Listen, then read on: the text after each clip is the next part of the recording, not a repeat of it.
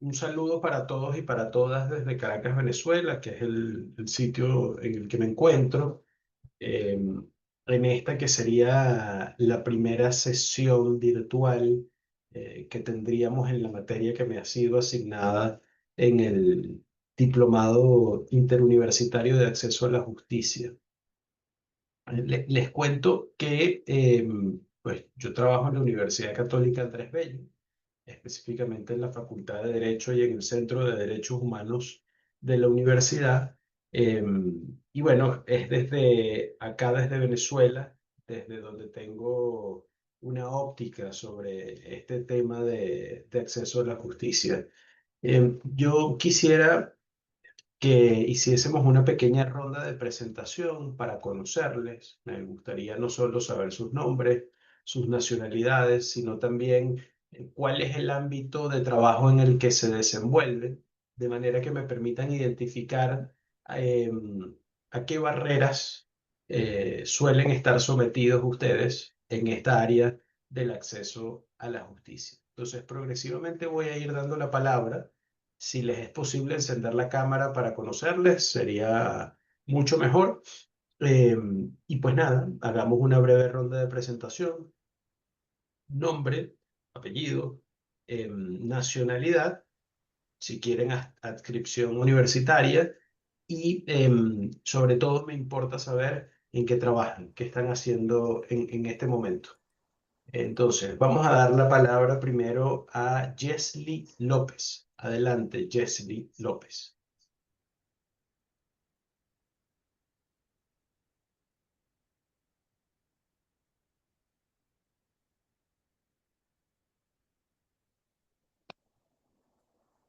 Bien, aquí está. Eh, Oh, buenas, buenas tardes a cada uno de ustedes. Mi nombre es Jesly López. Soy estudiante de la Universidad Rafael Landívar de Guatemala. Estoy muy emocionada y entusiasta de comenzar lo que es este diplomado de acceso a la justicia. muchísimas Muchas gracias, Leslie. ¿A qué altura de tus estudios estás en este momento? ahorita en el noveno semestre, Ok, ya ya, finalizando. ya Perfecto. finalizando. Muchas gracias. Gracias. Bien, tenemos la palabra ahora a Melissa Pianeta.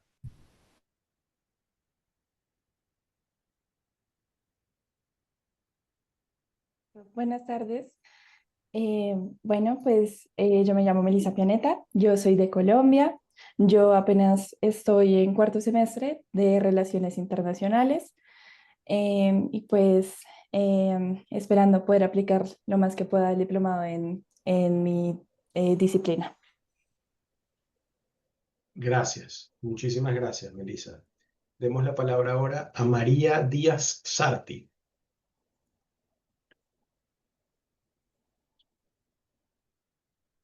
Buenas tardes, no sé si me escuchan.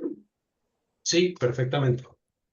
A ver, eh, me llamo María Díaz Atti, soy de Guatemala, también de la Universidad Rafael Landívar, y actualmente ya estoy estudiando para mi privado, ya para que me otorguen el título, y ya con el título ya sí le pienso dedicar a los derechos humanos. Excelente. Muchísimas gracias, María. Vamos a dar la palabra ahora a María Carolina Ruiz López. Hola, ¿ahí me escuchan? Sí, Sí. Yo soy estudiante de maestría en el ITAM en México. Soy de nacionalidad mexicana y me desempeño como secretaria de tribunal. Bueno, aquí en México hay una figura que es secretaria instructora en materia laboral. Eh, pues básicamente ese es como el resumen. excelente. Muchísimas gracias, María Carolina. Vamos ahora con Leonel Camposeco.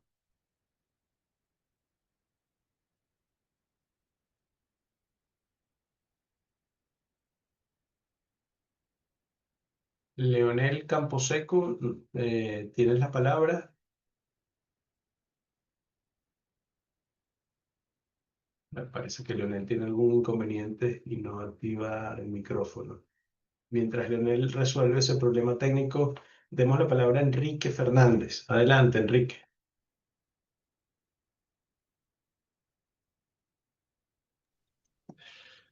Muy buenas tardes a todos. Mi nombre es Enrique Fernández, soy de Guatemala. Soy abogado y notario y cuento con cierre de pensum de maestría en Derechos Humanos y soy abogado litigante. Muchas gracias y será un gusto compartir con todos ustedes.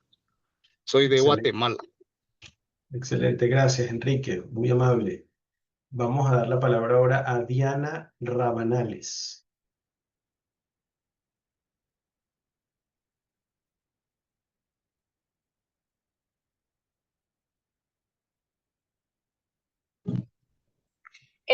Me llamo Diana Rabanales, estudio también en la Universidad Rafael Landívar de Guatemala. También estoy cursando la carrera de Derecho, estoy en primer semestre. Excelente, muchísimas gracias, Diana. Seguimos acá en la lista con David Jiménez. Adelante, David. Hola, buenas tardes.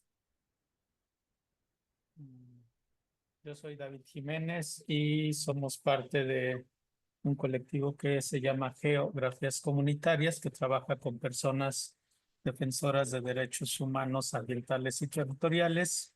Y también actualmente estamos colaborando en la Universidad Iberoamericana Puebla, México. Excelente, David, muchísimas gracias. Ahora tenemos acá a Alicia Collante. Adelante, Alicia.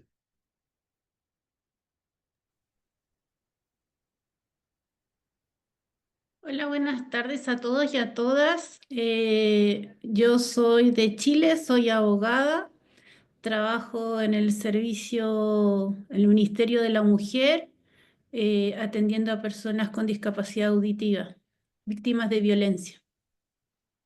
Excelente, Alicia, muchísimas gracias. Andrea Zapata tiene la palabra.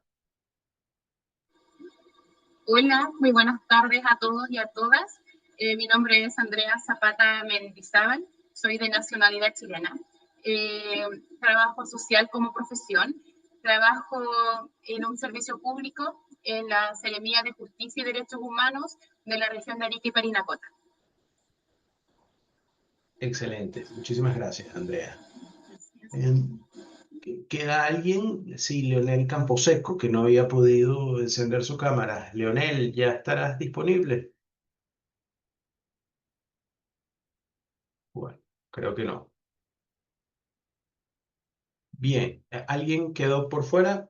O me parece que ya estamos todos, ya nos hemos conocido. Ok, muy bien.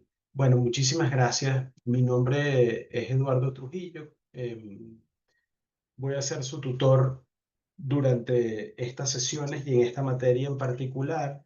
Eh, y nuestro plan de trabajo es que podamos abordar los asuntos más relevantes relacionados con las barreras del acceso a la justicia en nuestra región. Estamos hablando más que como un profesor a unos alumnos, yo siento que estamos hablando entre pares, entre personas interesadas en el trabajo jurídico y en el trabajo sobre derechos humanos. En consecuencia, el planteamiento no es que tengamos una clase magistral, sino que tengamos unas sesiones de conversación y de análisis con cuestionamientos propios sobre las barreras del acceso a la justicia en nuestra región y evidentemente también de manera particularizada en nuestros países de origen. Veo que tenemos nacionalidades variadas, evidentemente circunscritas en el continente americano.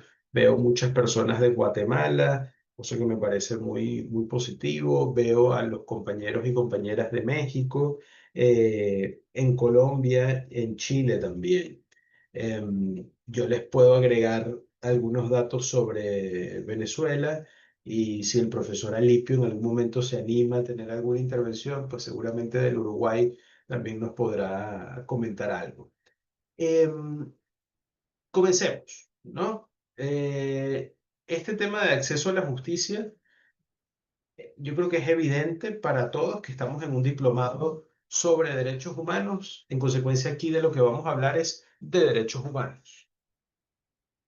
El acceso a la justicia, voy a hacer una advertencia previa. y me parece muy interesante, no lo podemos comprender sin el principio o la característica de la interdependencia de los derechos fundamentales, ¿no? Esa capacidad de conexión que tienen los distintos derechos fundamentales o derechos humanos entre sí y que se denomina en la doctrina jurídica a nivel mundial como la interdependencia que tienen los derechos fundamentales. ¿Por qué menciono este principio en particular? Bueno, les confieso que este es uno de mis principios favoritos al hablar de derechos humanos. ¿Por qué? Porque nos da una noción moderna en torno a que la vulneración, la transgresión, la falta de respeto o la falta de garantía, que son las obligaciones generales en materia de derechos humanos, respecto de algún derecho fundamental en particular, háblese el derecho a la vida, el derecho a la libertad de expresión, o por ejemplo, las garantías del debido proceso legal, que son unas de las que más nos interesan en esta materia, la violación o vulneración de alguno de estos derechos en particular genera unos efectos negativos en muchas oportunidades en otros derechos humanos. Y poco a poco iremos colocando algunos casos de laboratorio y seguramente ustedes, los que ya son profesionales en ejercicio, van a poder mostrarnos también casos prácticos de su vida que han podido palpar de alguna forma y que tienen que ver con el principio de interdependencia, es decir, con el efecto de conexión que hay entre los derechos fundamentales entre sí.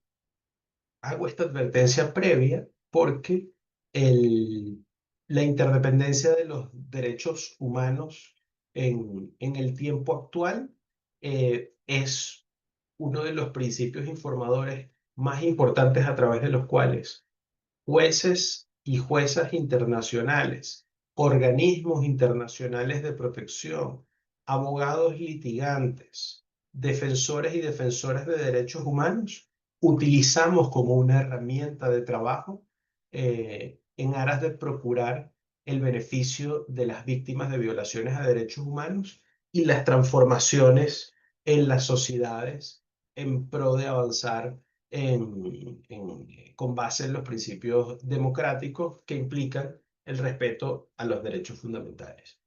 Otra nota previa que me gustaría plantearles y que suelo plantear a los alumnos de la Cátedra de Derechos Humanos de la Universidad Católica Andrés Bello, acá en Caracas, es que los derechos humanos no son un fin en sí mismo, o al menos así lo entiendo yo. No tenemos derechos humanos o no se plantea el concepto de derechos humanos en el siglo XX como un fin en sí mismo, sino como una herramienta para poder lograr la dignidad de los seres humanos en general. Evidentemente aquí hay conceptos básicos que ustedes habrán de manejar y habrán de tener, y es el hecho de que los derechos fundamentales o los derechos humanos bueno, no son otorgados por los estados, sino que lo que ocurre de parte de los estados es un reconocimiento de estos derechos y que los estados son los únicos que pueden ser declarados como responsables por violaciones a derechos humanos, al menos en nuestro continente. Em, Esas son algunas notas sueltas que desearía plantearles allí. Ahora, les hago una primera pregunta. En sus países de origen, partiendo de la base que esta es una materia sobre barreras del acceso a la justicia, en sus países de origen, menciónenme por favor y coloquemos sobre la mesa algunas de estas barreras que ustedes consideran que existen el día de hoy para que las personas en sus países puedan acceder a la justicia. Tienen la palabra ahora ustedes. Quien desee intervenir, por favor, alce la mano y le doy el derecho de palabra.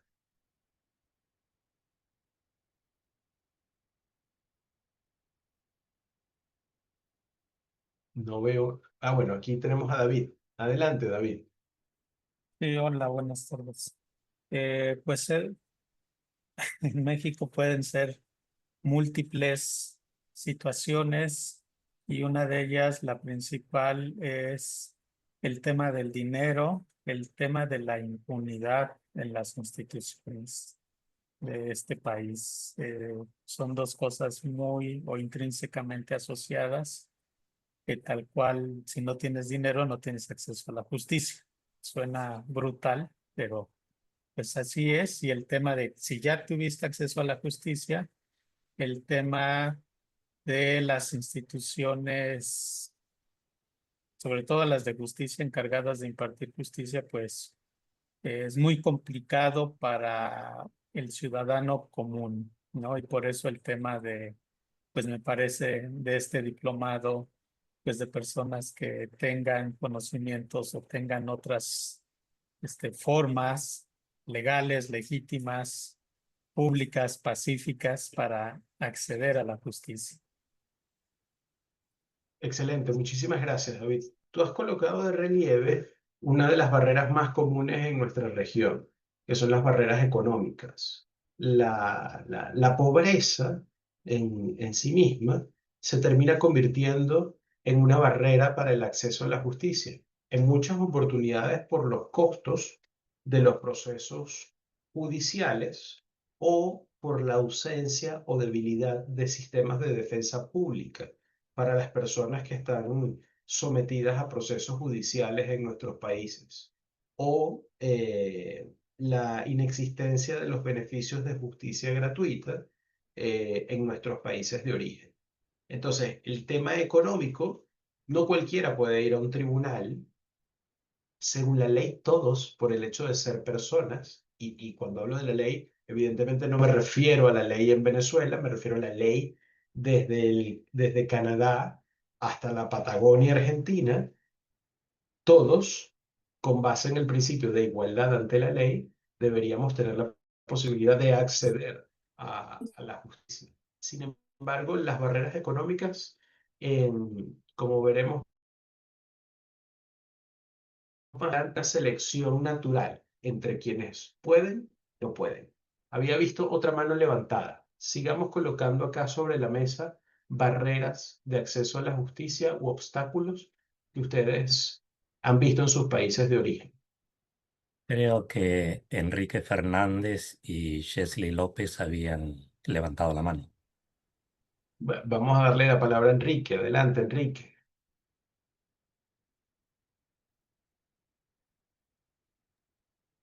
Sí, muchas gracias. De lo que yo me he dado cuenta aquí en mi país, pues es de que el tema de la corrupción influye bastante en funcionarios públicos, tales como jueces. Un ejemplo un poco más específico de un fenómeno que pasa aquí en Guatemala es las suspensiones de las audiencias. ¿Por qué las suspensiones de audiencias? Se lleva a cabo una audiencia, se suspende por tal y tal razón, luego señalan otra fecha y esa misma audiencia se vuelve a suspender y la única razón es la imposibilidad material. Entonces, ese tema es muy frecuente en nuestro país y considero yo de que limita el acceso a la justicia porque la persona está defendiendo sus derechos, máxime si es en un juzgado penal. También otro punto en el que yo me he dado cuenta es acerca de las personas discapacitadas. No tenemos el lenguaje de braille, muchas personas pues no manejan el lenguaje de señas y en mi país, que es un país multilingüístico, la barrera es un idioma, el idioma también. Excelente, muchísimas gracias, Enrique. Tú has puesto en la mesa varias cosas, ¿no? Déjame terminar de anotar acá para que no se me escapen. Mira, yo he tomado nota y tú planteas el tema de la corrupción, que la corrupción es un mal endémico en la mayoría de los países latinoamericanos. Estamos hablando, yo me estoy centrando en América, pero esto también ocurre en otros continentes. Entonces, el tema de la corrupción y la capacidad que tiene el dinero y los intereses movidos a través del dinero de dirigir decisiones judiciales o decisiones administrativas, es una realidad que se nos planta en la cara en torno al acceso a la justicia. Entonces, este es un punto que evidentemente no podremos dejar de lado bajo ninguna circunstancia. Luego, Enrique también hablaba de los plazos razonables, o al menos así yo lo entendí cuando planteaban los diferimientos de audiencia. Nos convocan a una audiencia en un proceso penal y la audiencia termina siendo diferida. Y un proceso penal que quizás según nuestros códigos pudiese más o menos resolverse en un tiempo de un año, se termina alargando por irregularidades procesales 2, 3, 4, 5, 6 o más años. Esa irrazonabilidad en los plazos termina también haciendo ilusoria la justicia en muchas oportunidades, porque puede ocurrir, entre otras cosas, si usted es un demandante o una víctima que está impulsando una investigación, puede ocurrir una desmotivación tal que la falta de impulso procesal de su caso termine haciendo que este caso decaiga o termine abriendo unas brechas a través de las cuales el demandado o el victimario, si estamos hablando de un proceso penal, pudiese verse beneficiado de la inacción. Entonces, la falta de razonabilidad en los plazos también puede generar unos efectos adversos en la idea de justicia que nosotros nos hemos formado. Entonces, ese es un punto interesante. El otro, y aquí, el otro punto que nos planteaba Enrique, es el punto del idioma y el acceso a la justicia de personas con discapacidad visual, mencionaba él, pero puntualmente el del idioma es muy interesante y es muy común. Yo no sé si ustedes sabían que la mayoría de las personas detenidas por drogas, por tráfico de estupefacientes en todo el continente americano, suelen ser personas de otras nacionalidades. O sea, tenemos muchas personas, por ejemplo, acá en Venezuela, la mayoría de los extranjeros detenidos en las cárceles venezolanas son capturados por tráfico de drogas. Estoy seguro que esa es una tendencia que ocurre en otros países de nuestra región. Cuando no existe la posibilidad de que haya un intérprete público que le haga saber a una persona que solo habla inglés y que fue detenida en Brasil o que fue detenida en México, cuáles son sus derechos, cómo puede defenderse, eso es una barrera de acceso a la justicia. Pero eso parece muy evidente, porque estamos hablando de personas extranjeras que hablan otra lengua, pero hay toda una sociedad invisibilizada en cuanto a los pueblos y comunidades indígenas, y están presentes en la mayoría de los países de América. Particularmente en Guatemala hay pueblos y comunidades indígenas, en Honduras, en México, sin lugar a dudas, en Colombia, en Venezuela, en Perú, en Chile. Tenemos pueblos y comunidades indígenas. En Paraguay hay pueblos y comunidades indígenas muy importantes que pueden hablar otra lengua y que, aunque pueden estar instruidos en el español, yo sí les puedo hablar con conocimiento de causa que en ciertas zonas de Venezuela hay pueblos y comunidades indígenas que no dominan el español.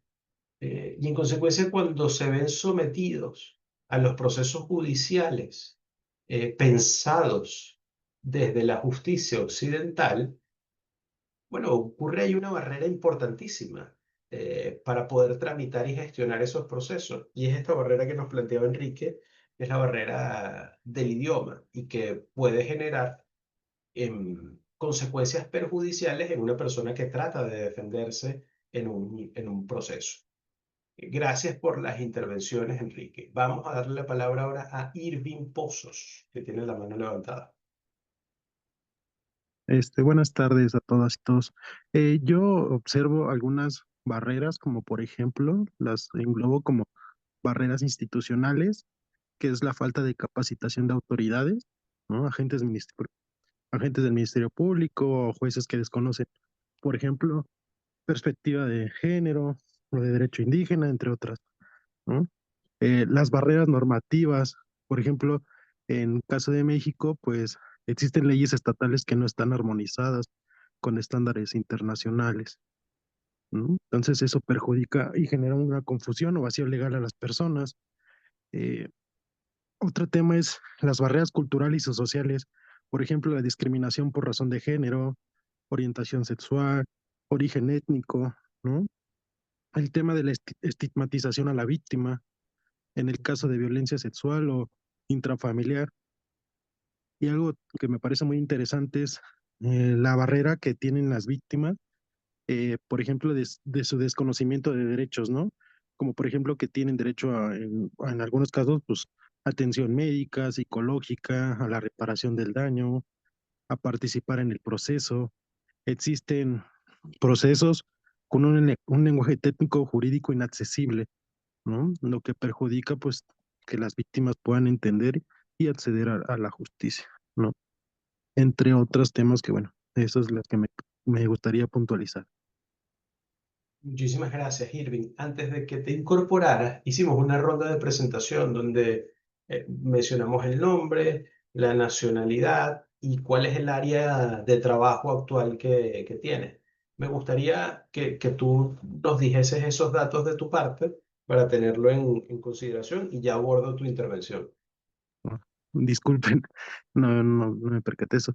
Mi nombre es Irving Alejandro Pozos Medina, soy abogado con especialidad en derechos humanos y actualmente me encuentro laborando en la Comisión Nacional de los Derechos Humanos, en específico en la Tercera Visitaduría General. Y tu nacionalidad es mexicana, Es ¿correcto? mexicana, sí. Muchísimas gracias. Irving, Usted. ahora retomo la intervención.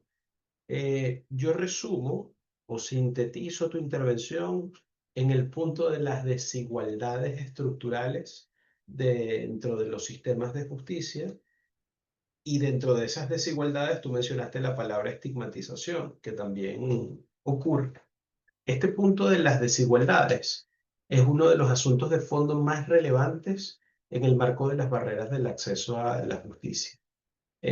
Recuerden que todos somos iguales ante la ley. Sin embargo, si todos abriésemos las cámaras en este momento, eh, es evidente que todos somos distintos y que como individuos no somos iguales. Somos iguales ante la ley. Ese es el principio fundamental que suele estar acuñado en las constituciones americanas y en distintas regulaciones de carácter legal o de rango sublegal en nuestros países de origen. Ahora, este asunto de las desigualdades es muy relevante. Hace un rato conversaban ustedes también o ponían en la mesa em, el tema de la perspectiva de género, ¿no? Entonces, cómo decisiones judiciales deberían tener en el tiempo moderno un enfoque y una perspectiva de género. La perspectiva de género no es una flor silvestre que crece en el campo. La perspectiva de género viene de una lucha de muchísimos años de mujeres por lograr condiciones de igualdad material frente a los hombres. Y esas condiciones de igualdad material obedecen a un contexto histórico en el cual las mujeres eran discriminadas. Y para ello, yo les invitaría a revisar las constituciones iniciales de sus países de origen. Porque, por ejemplo, en mi país, una de las evidencias más grandes sobre la desigualdad que había entre hombres y mujeres es que si revisamos la constitución, la primera y la segunda constitución de Venezuela durante el siglo XIX, una de las cosas que nos vamos a encontrar es que las mujeres no tenían derecho a votar, no tenían derechos políticos. Pero además, quienes tenían derechos políticos en esas primeras constituciones en mi país eran los hombres cabeza de familia. Esta era una tendencia muy común en las constituciones de países iberoamericanos, y estoy seguro que si ustedes revisan un poquitito de historia del derecho, se van a conseguir disposiciones jurídicas que vistas el día de hoy parecen inconcebibles frente al principio de igualdad ante la ley, pero que en aquel momento eran perfectamente aceptadas. Les pongo en perspectiva estas dos visiones sobre el derecho al voto en 1835 y el derecho al voto desde 1940 en adelante en mi país, en Venezuela, para evidenciarles también que el derecho es evolutivo, pero es evolutivo porque van cambiando las personas que intervienen en los procesos legislativos. Y entonces ahí voy al argumento de que la desigualdad estructural a la que han sido sometidas históricamente las mujeres también se refleja en nuestros textos normativos de historia del derecho. Em, y esas desigualdades no solamente se replican en torno a las mujeres, también mencionaron a los grupos LGBTIQ+, que son sistemáticamente discriminados en muchos de nuestros países por su orientación sexual. La orientación sexual o la discriminación con base en orientación sexual está prohibida universalmente y no es aceptada en la mayoría de los países de América. Ahora bien, en la práctica todavía se siguen dando o seguimos observando que pudiesen existir barreras con base en la orientación sexual para acceder a la justicia. Y aquí no estoy hablando para las personas que se circunscriben en la comunidad LGBTIQ+. Y aquí no solamente estoy hablando de presentar una demanda ante un tribunal, sino que estoy hablando de cosas tan sencillas como puede ser denunciar una agresión ante un órgano de policía.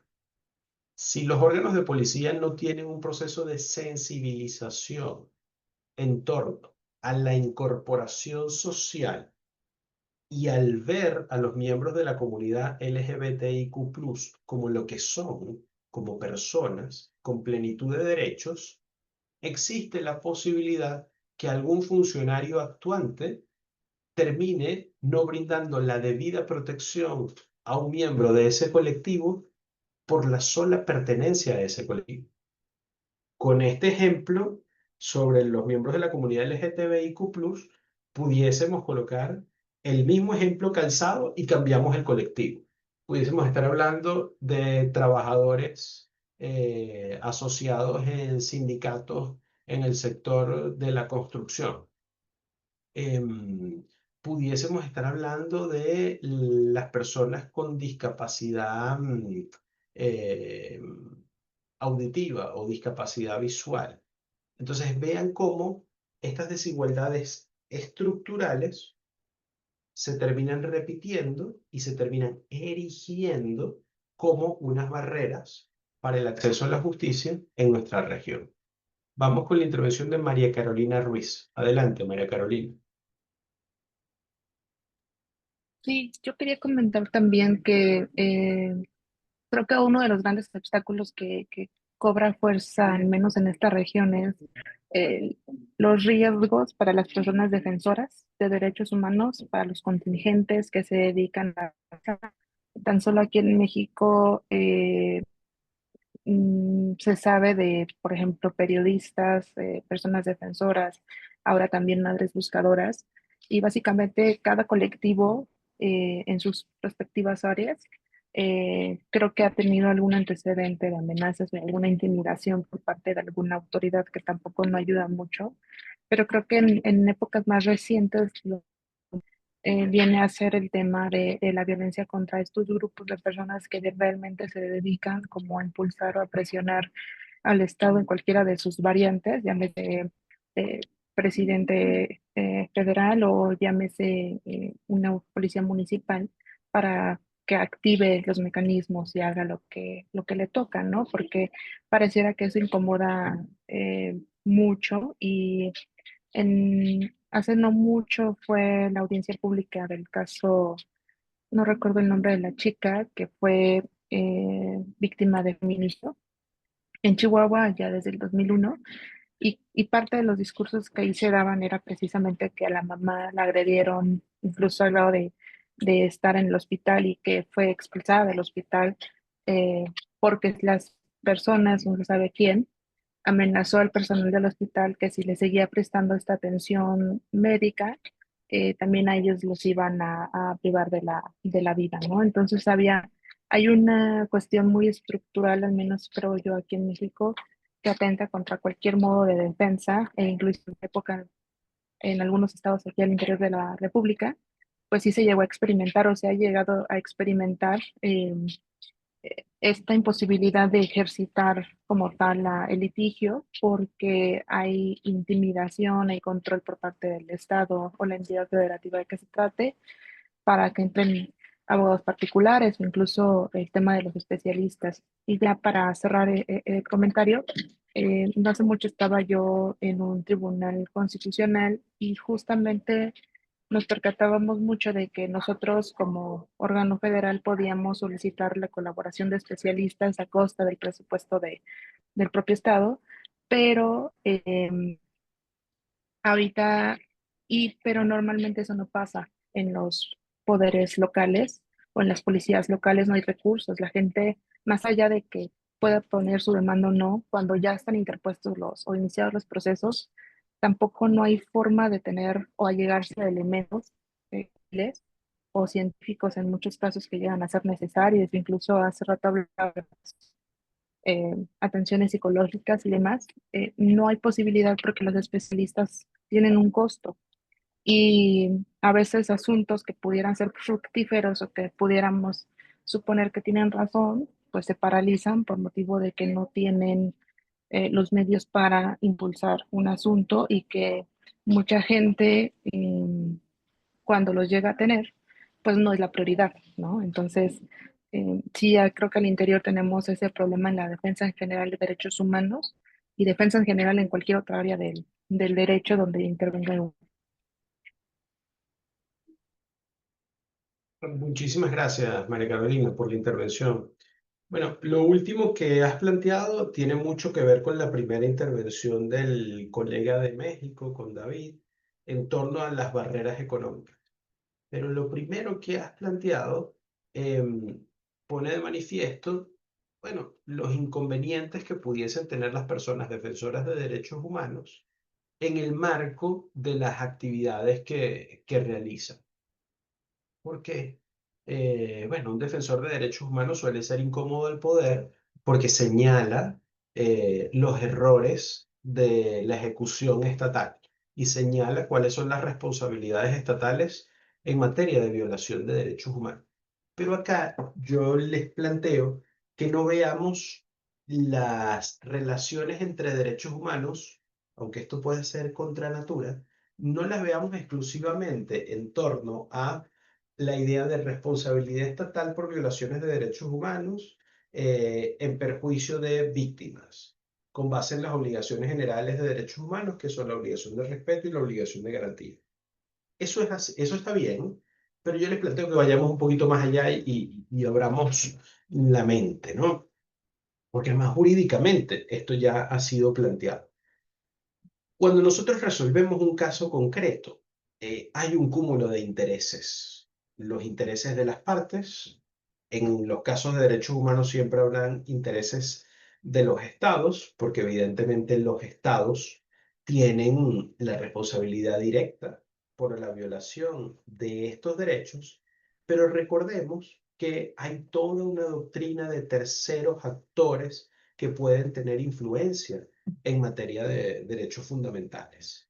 Entonces, planteémonos este caso hipotético, que estoy seguro que algo así es lo que tiene María Carolina en mente, un caso hipotético en donde un defensor o una serie de defensores de derechos humanos plantean supongamos, los inconvenientes de salud que se generan en determinada población rural por digamos, por el trabajo en la confección de drogas. Supongamos que en un área rural hay algunos laboratorios clandestinos que procesan pasta base de cocaína.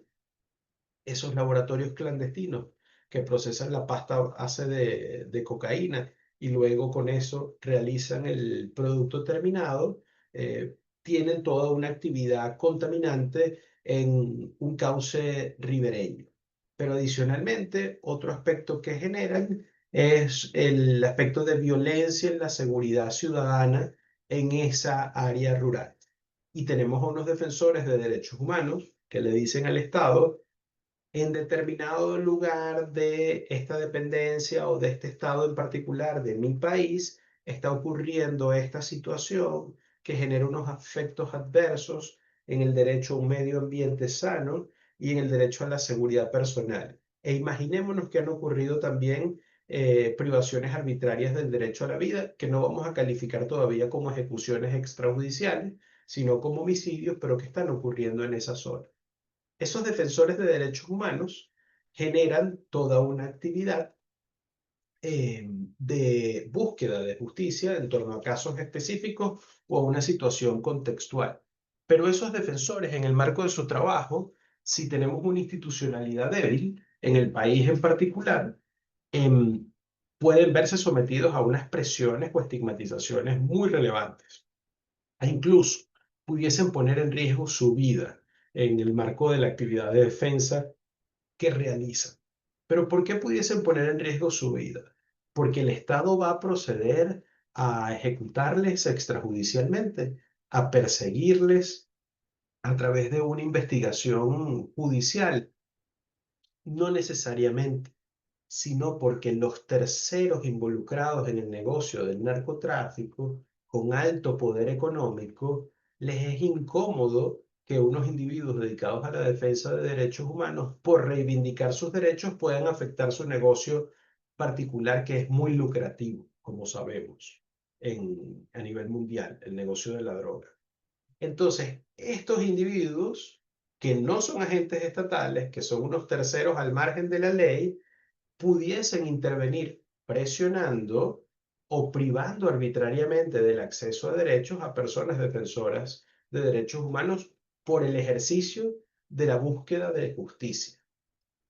Incluso se han dado casos de personas defensoras de derechos humanos asesinadas en casos reales, muy parecidos a este caso hipotético que yo les estoy planteando y que se me acaba de ocurrir. Y allí vemos entonces cómo los terceros pueden tener una corresponsabilidad en la ejecución de acciones que impliquen violaciones a derechos fundamentales. ¿Cómo se ha resuelto esto universalmente, la responsabilidad estatal en cuanto a una acción de este tipo? Bueno, hay una doctrina alemana que se trabajó hace muchísimos años, que es la del efecto horizontal de los derechos humanos. En alemán le dicen el Drittwirkung del Grundrecht. Esta doctrina lo que plantea es que en las relaciones entre particulares, hablemos el grupo armado y el defensor de derechos humanos, pueden ocurrir conductas antijurídicas. Pero esas conductas antijurídicas, cuando no se presta la debida diligencia de protección de parte del Estado al individuo, defensor de derechos humanos en este caso que les estoy planteando, cuando no se presta la debida protección, hay una falta de debida diligencia. Esa falta de debida diligencia en el cumplimiento de la garantía de derechos fundamentales, en ese caso en particular, puede ser tenida como una violación de derechos humanos. Entonces, la verdad es que la intervención de María Carolina me ha servido como una excusa para plantearles esta idea básica de defensa y de litigio en materia de derechos humanos, pero sin duda alguna que las personas defensoras en nuestra región, con distintas intensidades y distintas graduaciones, pudiesen verse sometidas en el ejercicio de sus funciones a situaciones muy incómodas, dependiendo del lugar en el que se encuentren y los adversarios que tengan por delante. Bien, hasta acá. ¿Va todo claro? ¿Hay alguna pregunta sobre lo que hemos hablado hasta ahora?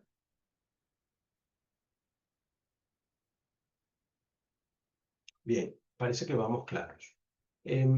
No sé, ¿alguien más quiere intervenir y plantear alguna barrera en el acceso a la justicia que puedan evidenciar en sus países de origen?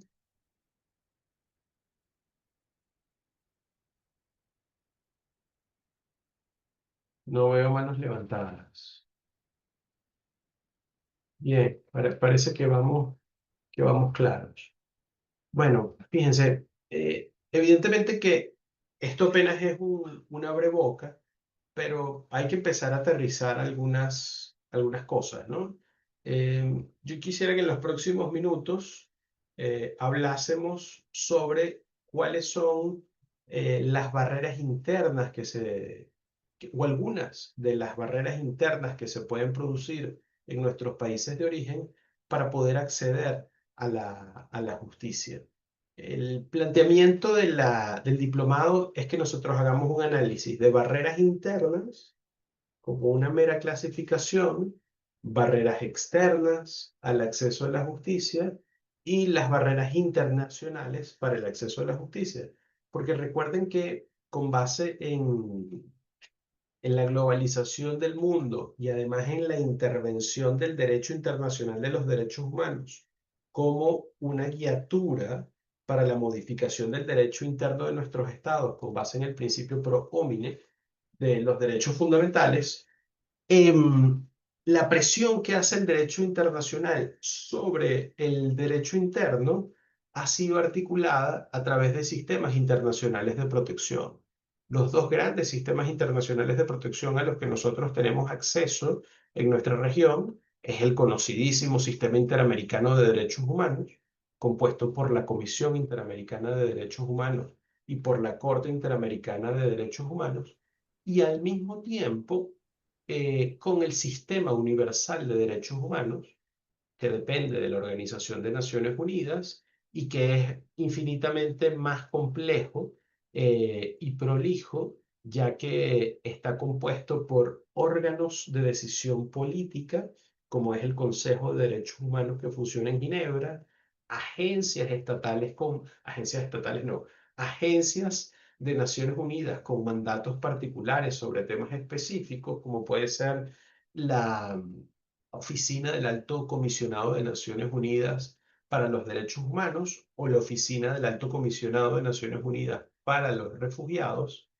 Tenemos procesos en el sistema universal cuasi jurisdiccionales, como son los procesos del Comité del Pacto de Derechos Civiles y Políticos o del Pacto de Derechos Económicos, Sociales, Culturales y Ambientales, pero además hay también toda una ola de generación de doctrina y jurisprudencia en el marco del sistema universal de parte de expertos, relatores independientes que tienen algunos mandatos particulares entregados por el propio Consejo de Derechos Humanos, sin desmedro de los análisis muy concretos que bajo las premisas del propio Consejo de Derechos Humanos se pueden dar en algunos países, como por ejemplo la Comisión de Investigación sobre los sucesos en Irak, o como puede ser una misión internacional independiente para la determinación de los hechos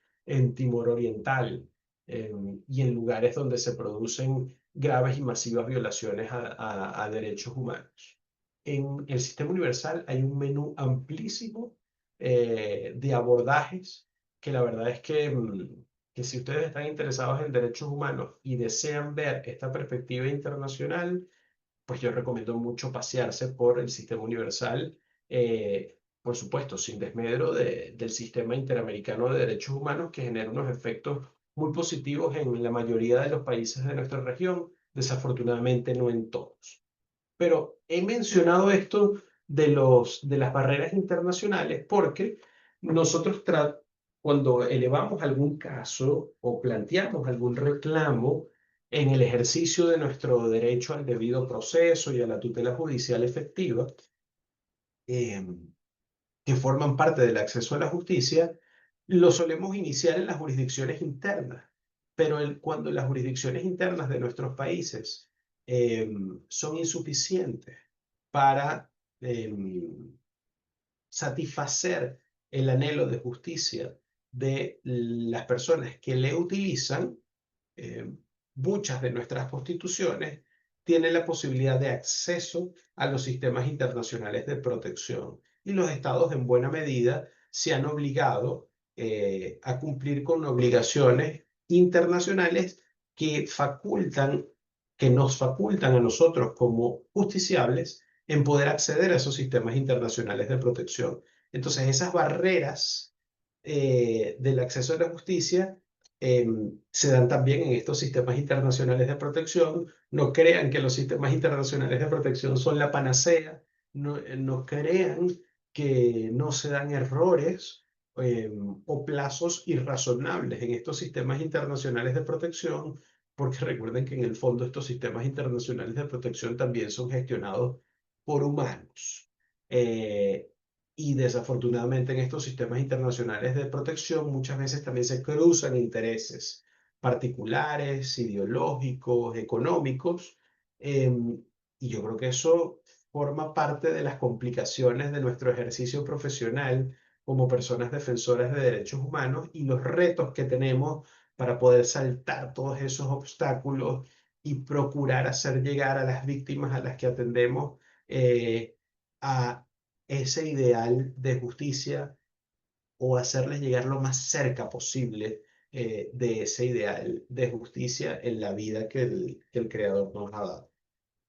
Ahora, en estos próximos minutos, yo voy a referirme a algunos límites internos sobre el acceso a la justicia, ¿no? O no, me voy a referir a los externos, porque me parece que esa es la programación que hay en el diplomado. Y creo que en la próxima sesión es que nos vamos a referir más a los límites internos, ¿no? Cuando hablo de límites externos, hablo de límites que no tienen que ver directamente con el aparato de justicia, órganos administrativos, órganos judiciales. Estoy hablando de los límites que están, perdón, las barreras que se imponen fuera de estos aparatos de justicia y que nos pueden impedir acceder a ella. En ejemplo, y aquí comienzo con el ejemplo que había dado María Carolina sobre las personas defensoras de derechos humanos, y son los contextos de violencia e inseguridad. En países donde se dan contextos importantes de violencia e inseguridad, pueden haber barreras grandísimas para acceder a la justicia. Ojo, una advertencia. Todas estas barreras que vamos a enunciar ahora, por favor, comprendan que pueden ser concomitantes, es decir, pueden existir varias barreras en un mismo caso. No necesariamente se van a dar individualizadas. De hecho, es lo menos común que se den individualizadas. Podemos tener un poquito de alguna y mucho de otra, o mucho de varias. Y eso es importante que lo tengamos en consideración. Entonces, este contexto de violencia e inseguridad que se puede dar en algunos países o en temas puntuales es evidentemente una barrera para acceder a la justicia. Vayamos a México. La situación en algunas zonas de México de inseguridad y de violencia por las actividades del narcotráfico es indudablemente una barrera para acceder a la justicia. En el pasado no muy reciente, en El Salvador, el control tenido por las pandillas sobre, o la violencia generada y la zozobra generada por las pandillas en operadores de justicia, en funcionarios de policía y en la población en general, podía o puede ser tenida aún como una barrera en el acceso a la justicia. Y ambas, tanto el ejemplo mexicano como el de El Salvador que acabo de dar, por el efecto disuasivo que dan en nosotros los particulares para iniciar procesos de reclamación o en los funcionarios para tomar decisiones, por las graves consecuencias que esas decisiones o el inicio de esos reclamos puede tener sobre las vidas de las personas que protagonizan ese tipo de reclamaciones. Esos son contextos generalizados de violencia. En Colombia, vayamos a Colombia, bueno, la presencia no solo del narcotráfico, sino también de grupos beligerantes como las guerrillas o los grupos de autodefensa que ejercen un control territorial sobre algunas zonas dentro del Estado colombiano. Someten a presiones a funcionarios públicos, a personas en general, pero en particular en zonas campesinas. Y eso evidentemente que desincentiva el ejercicio de la justicia bajo esta premisa occidental que solemos estudiar en nuestras universidades. Son situaciones de hecho, situaciones reales que ocurren y que desincentivan el acceso a la justicia. Estos contextos de violencia e inseguridad. Si nos vamos a Venezuela, que tengo esos ejemplos muy claros, por ejemplo, en la frontera Brasil con Venezuela, el hostigamiento de pueblos y comunidades indígenas por el ejercicio de la minería ilegal de personas que se ocupan de realizar minería ilegal dentro de territorios ancestrales, genera unas espirales de violencia que también afecta la posibilidad de acceso a la justicia de estos pueblos y comunidades indígenas que quisieran proteger sus comunidades ancestrales. Y así yo creo que pudiésemos sacar en cada uno de nuestros países ejemplos particulares de contextos de violencia e inseguridad que suprimen la posibilidad de que nosotros podamos acceder a la justicia en los términos que mandan las constituciones y los tratados internacionales en materia de derechos humanos. Evidentemente los ejemplos serán de distinta graduación. Digamos, estos contextos no serían comparables a algunos contextos de violencia que se pudiesen dar, por ejemplo, en Nicaragua, a los que se pueden dar en Chile o a los que se pueden dar en Uruguay, porque no están en el mismo nivel esos países, ¿no? Entonces podemos tener situaciones de mayor masividad y de mayor gravedad en algunos en particular, y situaciones que son un poco más potables, por colocar algún término jocoso, en otros países. Ahora, pueden seguir siendo barreras para el acceso a la justicia. Otro asunto que ocurre y que plantea notables complicaciones para acceder a la justicia son las presiones políticas, ¿no? Recordemos que los estados y los gobiernos en muchas oportunidades pueden tratar de forzar la barda o la ceguera de la justicia eh, para favorecer intereses particulares que beneficien a su gobierno o algún interés económico. Por supuesto, si estamos en un país en donde la tendencia hacia el autoritarismo es mayor, es directamente proporcional. En cuanto a mayor autoritarismo, mayores presiones políticas habrán en el Poder Judicial y menor será la independencia de ese Poder Judicial. Esto es algo que ocurre, ¿no? Entonces, mayor tendencia al autoritarismo, va a implicar mayor presión en los poderes judiciales para intervenir en sus decisiones y les va a quitar independencia. Eso es una tendencia evidente. También pueden plantearse presiones no solo en torno a los poderes judiciales, sino también en torno a otros poderes. Pudiésemos estar hablando de intervenciones sobre los poderes legislativos, ¿no? También hay un efecto eh, en cuanto a las presiones políticas o geopolíticas, que son las presiones internacionales.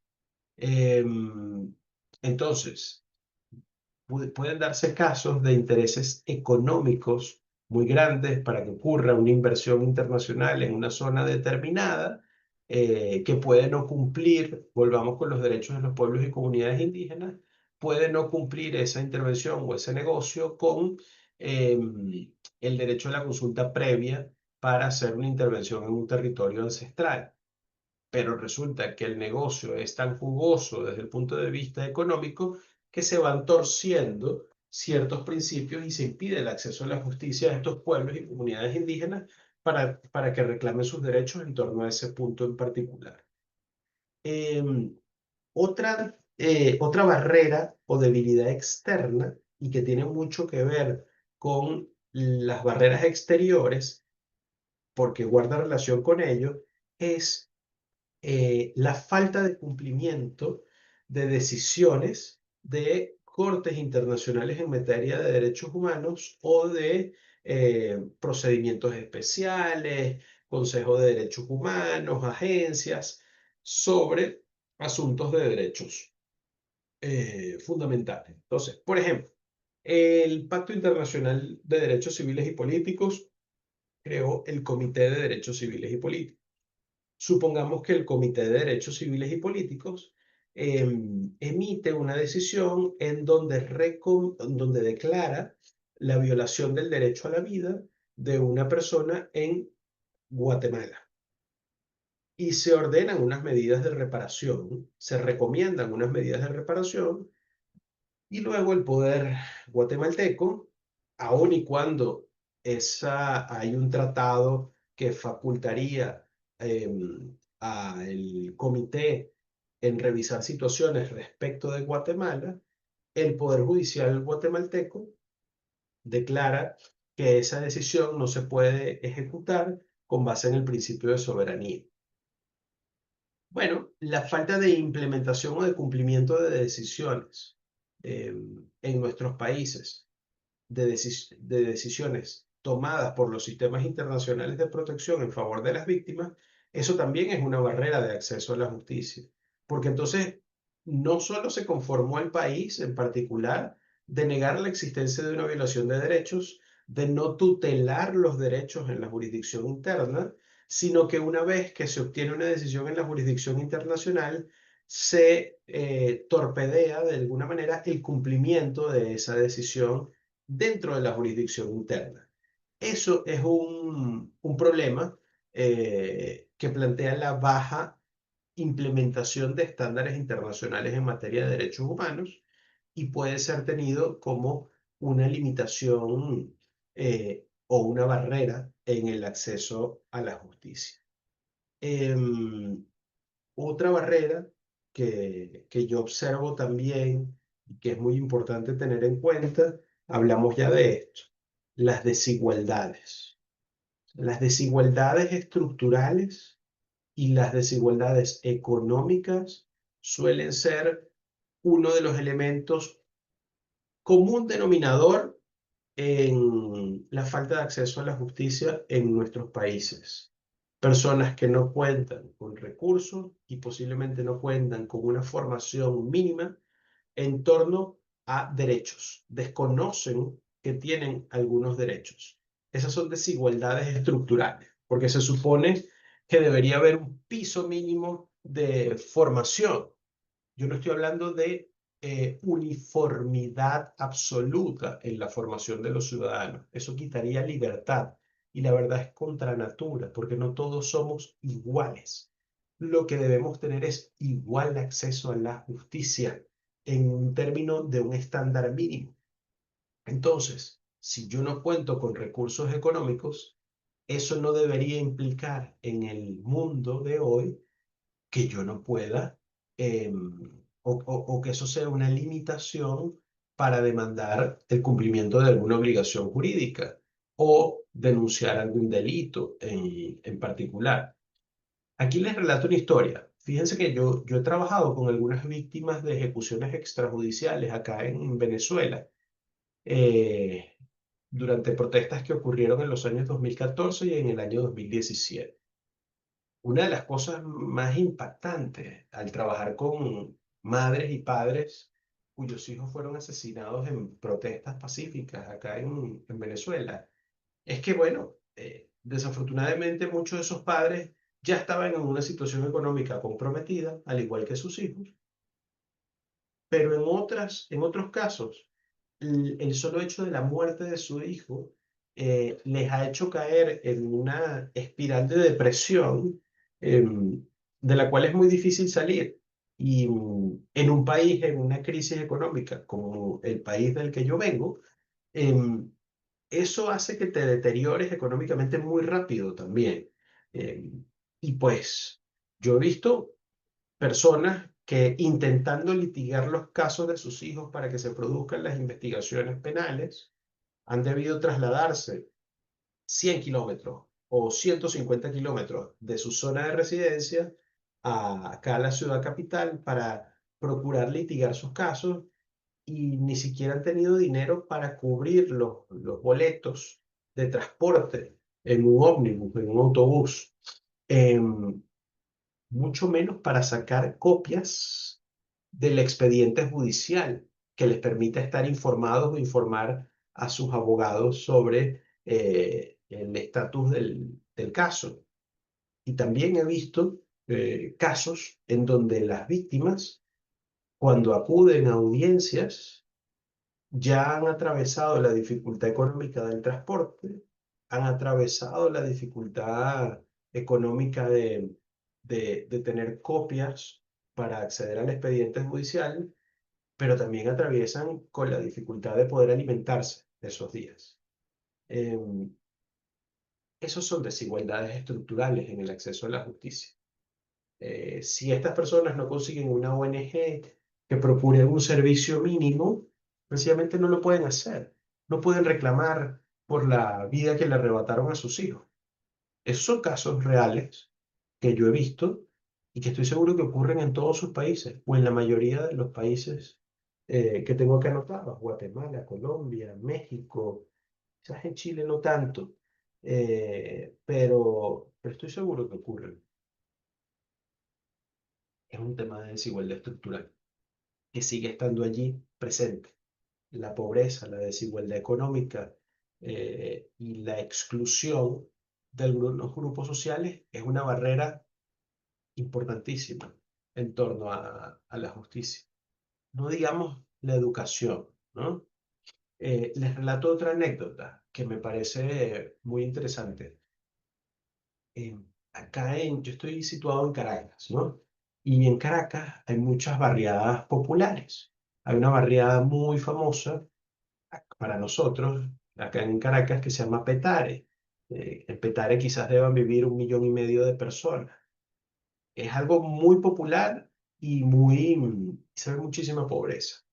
Hay unas zonas muy alejadas y en alguna oportunidad haciendo trabajo social en aquella zona, para, esos son terrenos, la mayoría de las personas han construido en terrenos públicos, pequeñas viviendas, algunas de madera, otras de cartón, otras con bloques, un poquitico mejor armadas, pero son personas que no se plantean venir al centro de Caracas, porque quizás tardan 1 hora y media o 2 horas en tomar los transportes públicos entre las colinas que los van a hacer llegar a Caracas, y les encantaría gestionar títulos sobre las casas que han construido, cuestión que es jurídicamente posible acá en Venezuela.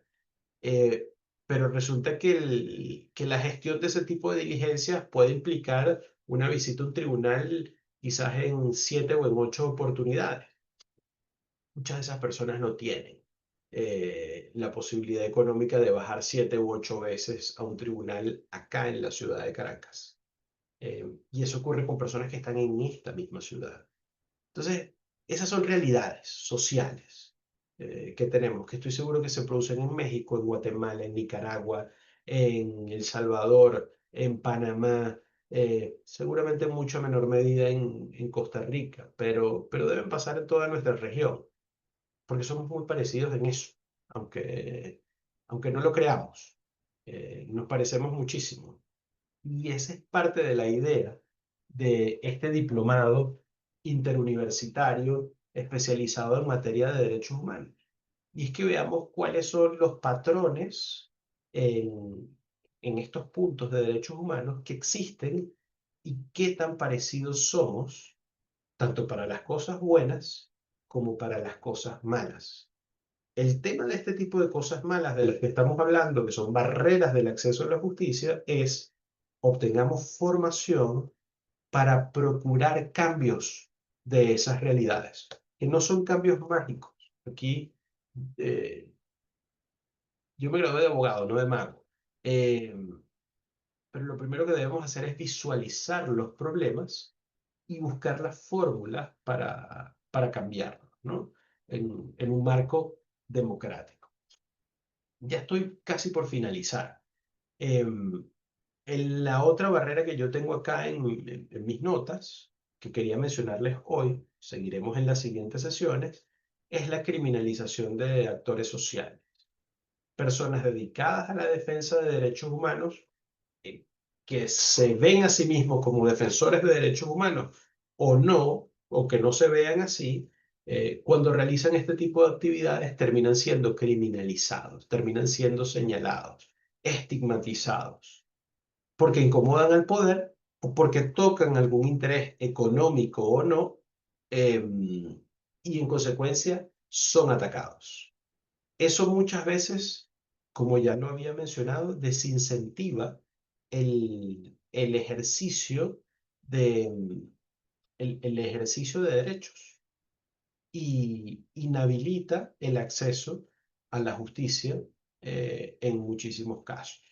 Ya, por supuesto, con base en la última intervención, había hablado bastante en torno al, digamos, a los efectos que pueden haber en personas defensoras de derechos humanos por el ejercicio de su trabajo.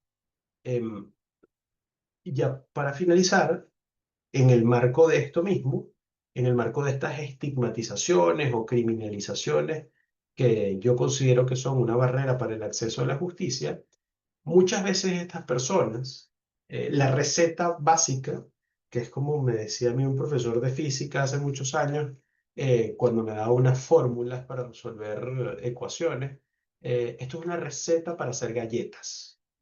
La receta para hacer galletas y criminalizar actores sociales es iniciar procesos penales en su contra.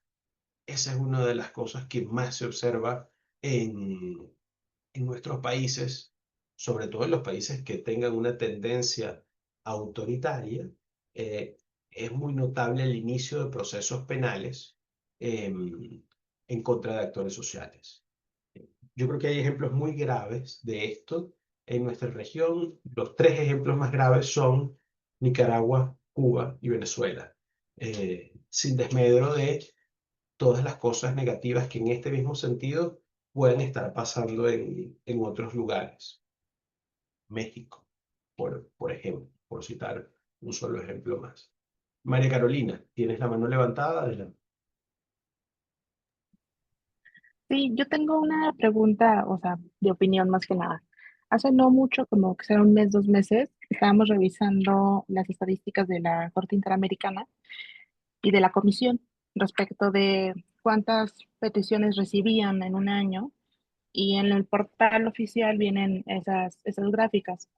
Entonces, justamente nos generó mucha duda porque el caso de México está entre o es el primero o el segundo de los países que más peticiones presenta y países como Venezuela, incluso Colombia o similares, pues no tienen tantas solicitudes, con independencia que sean procedentes o no, nos llamó mucho la atención que no hubiera tantas solicitudes. Entonces, aquí en México fue como algo que fue dándose en los últimos 20 años, yo creo, sobre todo, esto de buscar la asistencia internacional de la Corte o de la Comisión Interamericana, pero no sé en qué opine del por qué en esta región, aún con esos medios, realmente no llega a ser tan común el intentar siquiera llegar a esta instancia.